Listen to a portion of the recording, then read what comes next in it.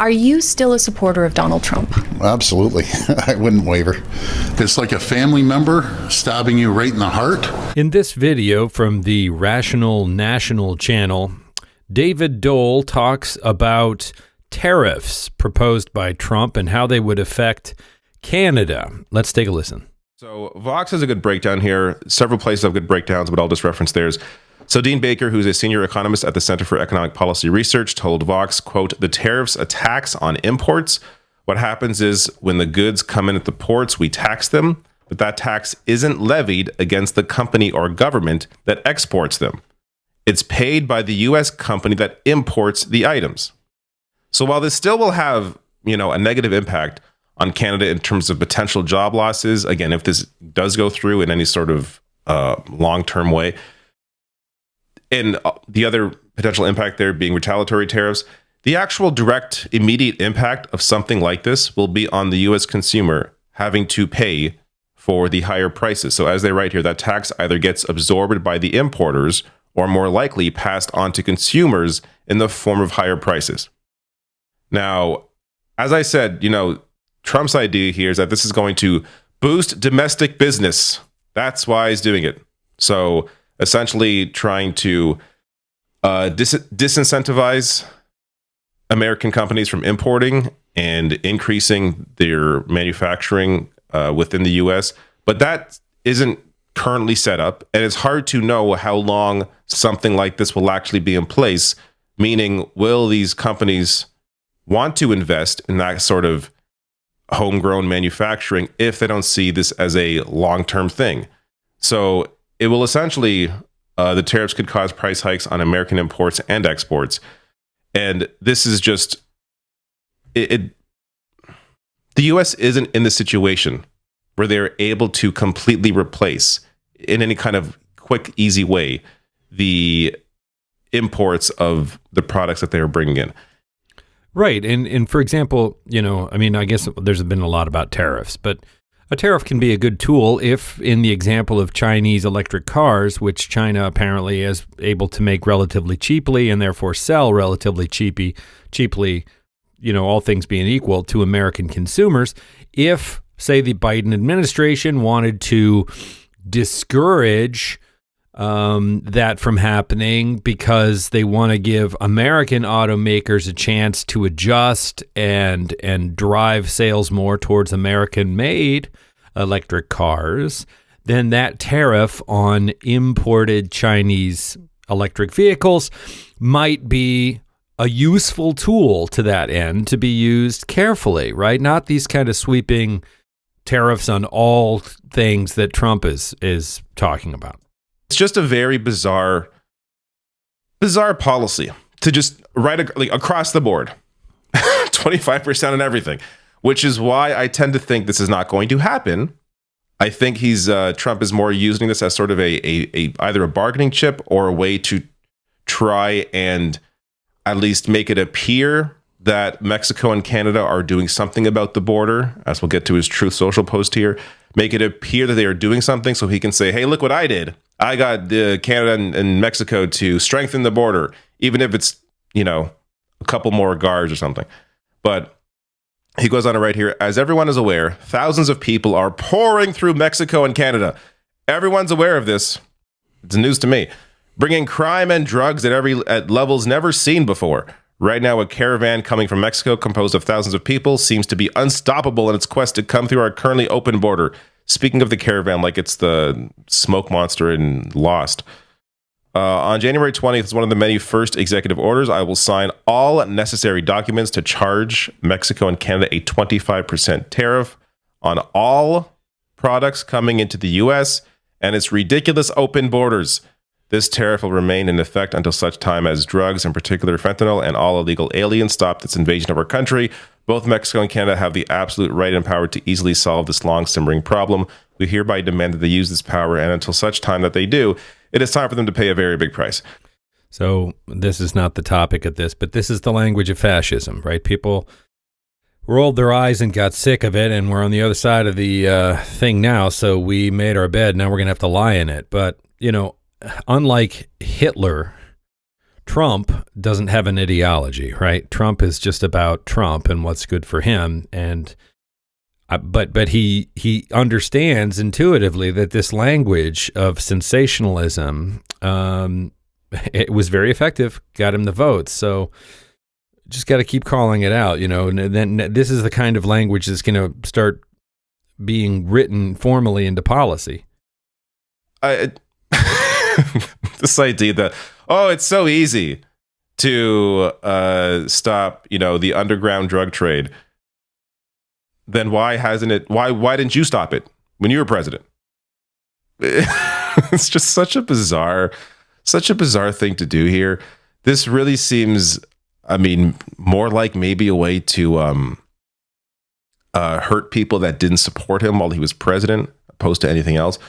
But this gets to the claims he's making here. So as CBC News writes, the irregular migration through Canada into the U.S. has multiplied in recent years. So does Trump have a point? Well, among all the people stopped by U.S. Border Patrol trying to enter the U.S. in between checkpoints last year, cases on the Canadian side amounted to barely 1% of the total.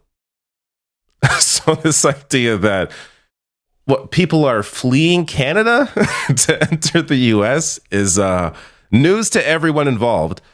But right. So, they use these fear-mongering tactics to terrify people and sway an election. And now that the dog has caught the car, they're having to wrangle with these meaningless scare tactic promises. Now, he can do things like pardon January 6th rioters.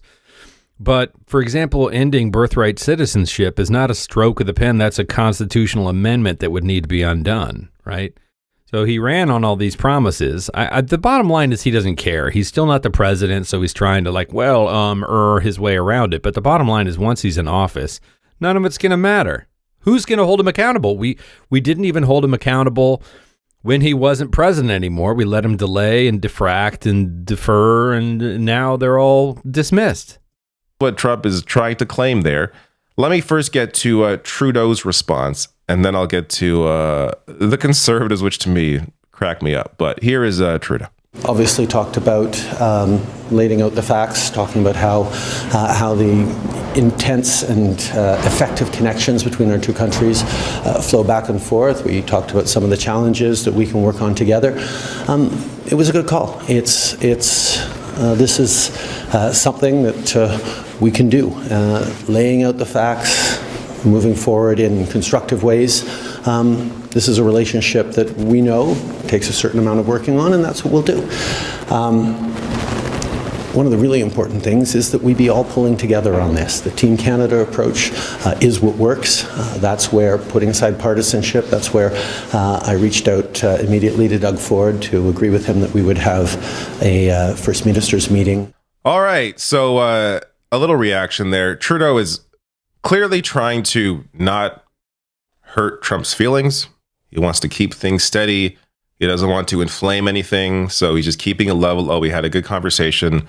He's not going to come out publicly as the prime minister and just lambaste Trump for obvious reasons that Trump is a man baby and that will make things worse. Here is Doug Ford in 2016 saying he will never waver in his support of Donald Trump.